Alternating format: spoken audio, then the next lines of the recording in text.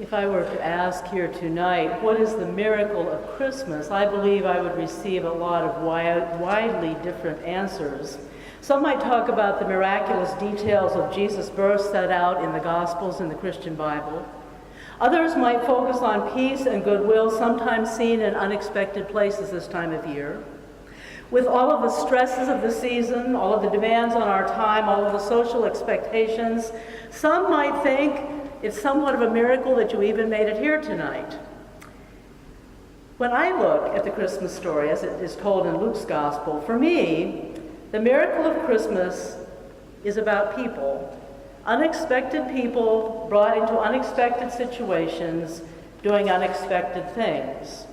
First, we have a very young Mary and her fiancé Joseph, an engaged couple dealing with an unexpected pregnancy, a surprise to both of them. Now, in our own time and context, it's a little challenging to grasp the enormity of this crisis. But in that time, Joseph not only could refuse to marry her, but also Joseph could have Mary put to death. If she is allowed to live, at best, Mary can expect to be shunned, put away, out of sight, never to marry, and without any ability to take care of herself or her child. Apparently, Joseph stays with Mary, I'm sure a surprise to many who saw what was going on, and we find them very pregnant, traveling a very long distance to be registered, presumably to be certain that they paid their taxes to the Roman Empire. When they arrive at their destination, there is no place to stay, and the baby is about to arrive on the scene any moment. Mary and Joseph, caught in their situation, do not seem likely candidates to bring us any messages from God, any Christmas miracles. Then we have Jesus, born into the conditions of homelessness, born in a barn, born among the animals, not the cuddly, soft, colorful kinds that we surround many of our infants today with, but Jesus arrives into an unsanitary and rather precarious situation, put down to sleep in a feeding trough where the animals eat, pretty much out of the awareness of everyone, hardly arriving with fanfare and celebration. Like many children today, Jesus' very survival is hanging in a precarious balance. Jesus seems unlikely to be a bearer of God's hope for the world, not the place to look if you're seeking Christmas miracles. Then we have the shepherds, curious shepherds sitting out in the fields for yet another boring night with the dozing sheep, open to something, probably to anything to break up the monotony. Shepherds back then have no special status, no social status at all, really. They live lives separated from those who are considered civilized.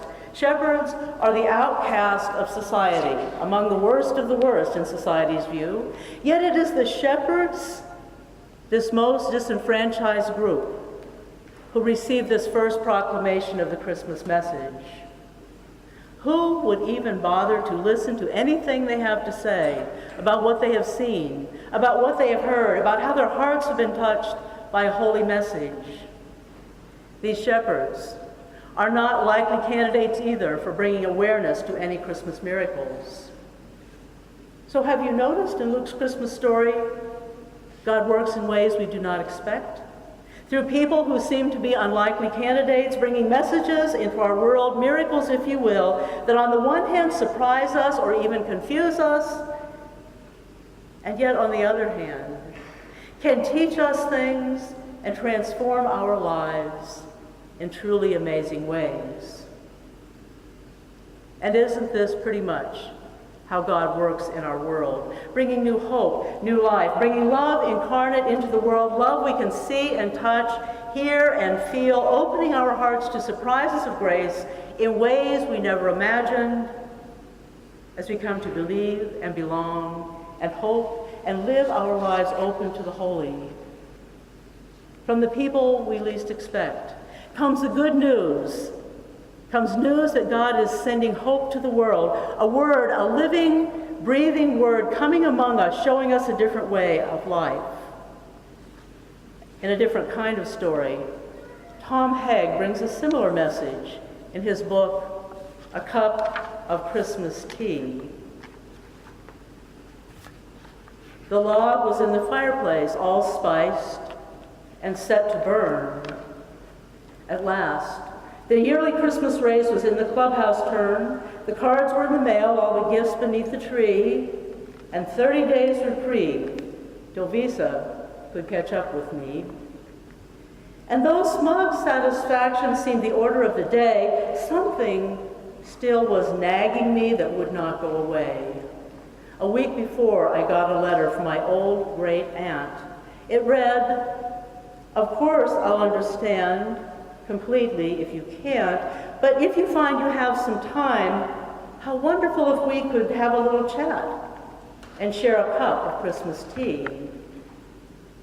She'd had a mild stroke that year which crippled her left side. Though housebound now, my folks had said it hadn't hurt her pride. They said she'd love to see you. What a nice thing that would be, for you to go and maybe have a cup of Christmas tea. But boy, I didn't want to go. Oh, what a bitter pill. To see an old relation and how far she'd gone downhill. I remember her as vigorous, as funny, and as bright. I remember Christmas Eves when she regaled us half the night. I didn't want to risk all that. I didn't want the pain. I didn't need to be depressed. I didn't need the strain. And what about my brother?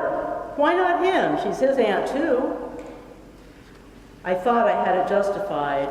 But then before I knew, the reasons not to go I so painstakingly had built were cracking wide and crumbling in an acid rain of guilt. I put on boots and gloves and cap, shame stinging every pore, and armed with squeegee, sand, and map, I went out my front door. I drove in from the suburbs to the older part of town. The pastels of the newer homes gave way to gray and brown. I had that disembodied feeling as the car pulled away, as a car pulled up and stopped beside the wooden house that held the Christmas cup. How I got up to her door, I really couldn't tell. I watched my hand rise up and press the button of the bell. I waited, aided by my nervous rocking to and fro, and just as I was thinking I should turn around to go, I heard the rattling of the china in the hutch against the wall. The triple beat of 2 feet and a crutch came down the hall. The clicking of the door latch and the sliding of the bolt, and a little swollen struggle popped it open with a jolt. She stood there, pale and tiny, looking fragile as an egg. I forced myself from staring at the brace that held her leg.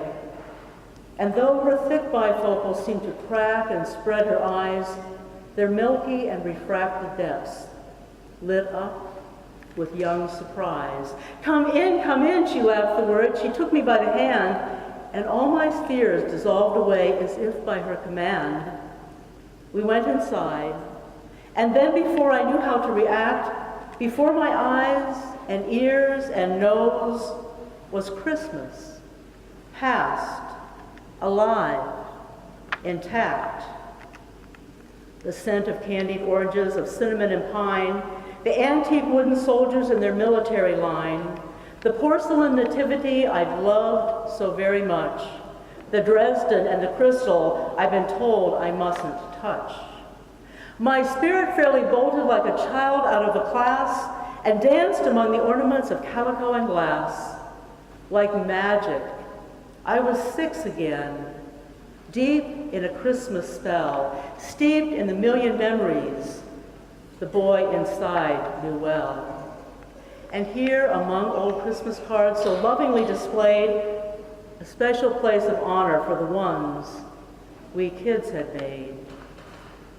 And there, beside her rocking chair, the center of it all, my great aunt stood and said, how nice it was I'd come to call.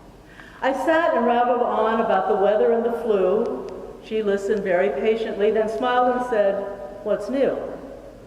Thoughts and words began to flow. I started making sense. I lost the phony breeziness I use when I get tense. She was still passionately interested in everything I did.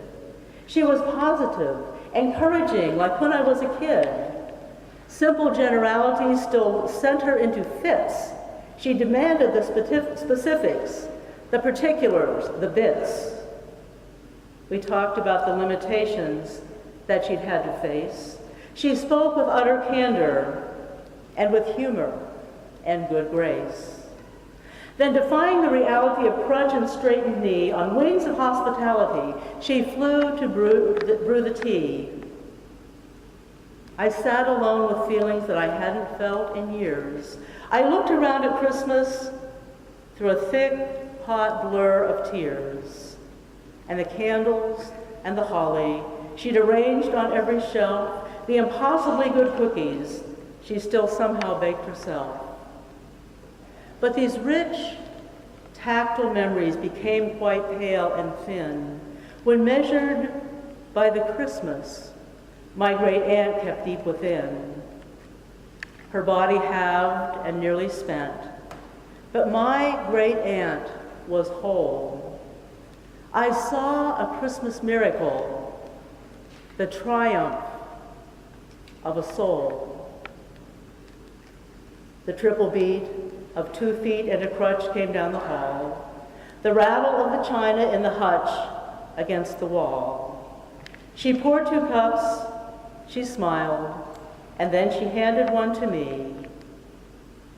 And then we settled back and had a cup of Christmas tea. Sometimes, actually very often, the miracle of Christmas, the experience of the Christ child, the miracles of our lives, God's surprises of grace for us, come from a person whom we would never have expected, perhaps in a place we never planned to be, maybe even doing something we never wanted to do. Will you pray with me? God, we are here this night looking for a miracle. Somehow deep inside we know the miracle we are looking for is not really in detailed accounts of Jesus' birth. The miracle we are looking for will not be found in dazzling lights, beautiful poinsettias, or piles of brightly wrapped packages. The miracle of Christmas is not even to be found in temporary peace and goodwill, often appearing for a few days this time of year. The miracle of Christmas is found in the triumph of the Spirit, sometimes against great odds. The miracle of Christmas is found in relationships of the heart, sometimes with people whom we least expect. The miracle of Christmas is found in the abiding Spirit of the Holy, remaining deep within our hearts throughout the whole year. May we this Christmas experience miracles of Christmas. Amen.